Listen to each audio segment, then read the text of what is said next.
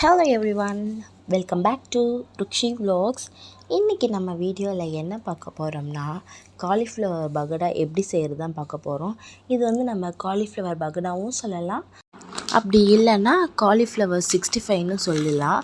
வாங்க நம்ம வீடியோக்குள்ளே போகலாம். இப்போ நம்ம வந்து மசாலா அதுக்கு ரெடி பண்ணிப்போம் பைண்ட் பண்ணுறதுக்கு. இப்போ வந்து நம்ம ஒரு எம்டி வெசல் எடுத்துப்போம். அதில் வந்து நான் வந்து 1.5 டேபிள் ஸ்பூன் இஞ்சி பூண்டு பேஸ்ட் ஆட் பண்ணிக்கிறேன். அந்த இஞ்சி பூண்டு பேஸ்ட் ஆட் பண்ணதுக்கப்புறம் அது கூட நம்ம வந்து 1 டேபிள் ஸ்பூன் அரிசி மாவு ஆட் பண்ணிக்கிறேன். அரிசி மாவு ஆட் பண்ணதுக்கப்புறம் 2 tablespoon maida, 1 tablespoon cornflour, 1 teaspoon salt add பண்ணிக்கிறேன்.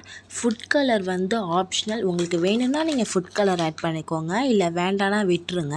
நான் வந்து ரெட் கலரில் ஃபுட் கலர் ஆட் பண்ணிக்கிறேன். அப்போ தான் வந்து பார்க்குறதுக்கு கொஞ்சம் அட்ராக்டிவாக இருக்கும் சாப்பிடும்போது. ஸோ அதனால நான் கொஞ்சம் ஃபுட் கலர் ஆட் பண்ணிக்கிறேன். கொஞ்சோண்டு நான் ஃபுட் கலர் ஆட் பண்ணதுக்கப்புறம் அது கூட நான் வந்து 1 டேபிள் ஸ்பூன் வந்து மல்லித்தூள் ஆட் பண்ணிக்கிறேன்.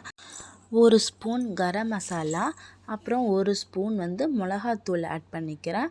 நான் வந்து சோம்பு வந்து பவுட்ரு பண்ணி வச்சுருக்கேன், அதில் வந்து 1 ஸ்பூன் ஆட் பண்ணிக்கிறேன். கொஞ்சோண்டு கருவேப்பிலை சேர்த்துக்கோங்க. உங்கள்கிட்ட வந்து கஸ்தூரி மேத்தி இருந்துச்சுன்னா அதை ஆட் பண்ணிக்கோங்க. அது வந்து ஆப்ஷனல் தான், உங்களுக்கு அது வேணும்னா நீங்கள் ஆட் பண்ணிக்கோங்க. அது வந்து கொஞ்சம் ஆட் பண்ணிக்கிங்கன்னா டேஸ்ட்டு கொஞ்சம் என்ஹான்ஸ் ஆகும். அதனால நான் கஸ்தூரி மேத்தி வந்து உங்களை ஆட் பண்ணிக்க சொல்கிறேன். அதை எல்லாத்தையுமே ஆட் பண்ணதுக்கப்புறமா கொஞ்சோண்டு தண்ணி ஊற்றிக்கோங்க. ஊற்றிட்டு கட்டி இல்லாமல் நல்லா வந்து பிசைஞ்சு விட்டுக்கோங்க.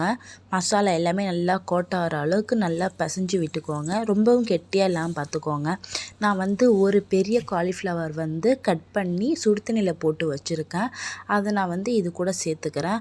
அதில் கொஞ்சம் தண்ணி இருக்கும் அப்படிங்கிறதுனால நான் வந்து கொஞ்சம் கெட்டியாகவே வச்சுக்கிட்டேன்.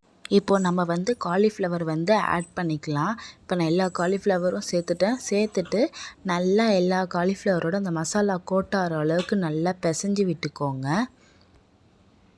உங்களுக்கு வந்து தண்ணி பத்தலைன்னா இந்த ஸ்டேஜில் உங்களுக்கு தண்ணி வேணும்னா நீங்கள் ஆட் பண்ணிக்கோங்க. ரொம்பவும் அந்த மசாலா வந்து தண்ணியாக இல்லாமல் பார்த்துக்கோங்க. ரொம்ப தண்ணியாக இருந்துச்சுன்னா இந்த காலிஃப்ளவரோட அந்த மசாலா எல்லாம் கோட் ஆகாது.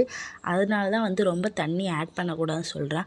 அதே சமயம் நீங்கள் எண்ணெயில் போட்டு பொரிக்கும் போது உங்களுக்கு தண்ணி நிறையா இருந்துச்சுன்னா நல்லா தெறிக்கும், உங்களுக்கு எண்ணெயெல்லாம் உங்கள் கையில் பட்டுரும். அதனால் கரெக்டாக அந்த மசாலா வந்து காலிஃப்ளவரோட கோட்டாகிற அளவுக்கு மட்டும் நீங்கள் மசாலா வச்சுக்கோங்க, ரொம்ப தண்ணி வேண்டாம். இப்போ நான் வந்து நல்லா மசாலா போட்டு பெரட்டி வச்சுட்டேன்.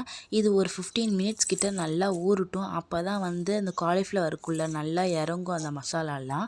அதனால் 15 மினிட்ஸ் நல்லா ஊறட்டும். இப்போ ஊறினதுக்கப்புறமா இப்போ நம்ம வந்து கடாயை ஆன் பண்ணிக்கலாம். ஆன் பண்ணிவிட்டு எண்ணெய் ஊற்றிப்போம்.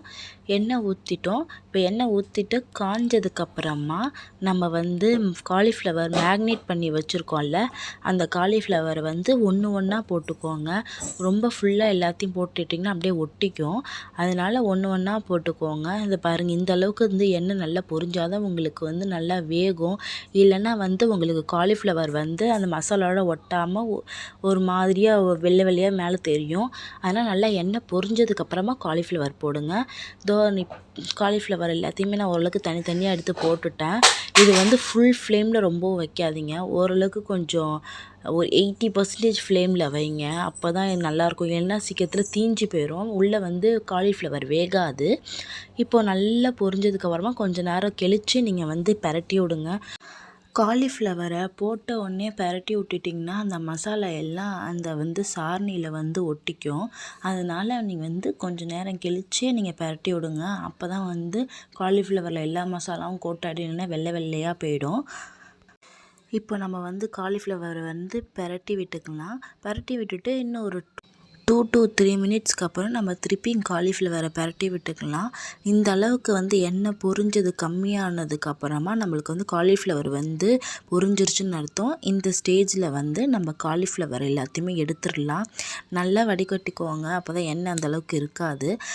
நல்லா வடிகட்டி எடுத்துக்கோங்க. புரிஞ்சிருச்சுங்க, நம்மளோட சிம்பிளான காலிஃப்ளவர் பகோடா ரெடி ஆகிடுச்சு.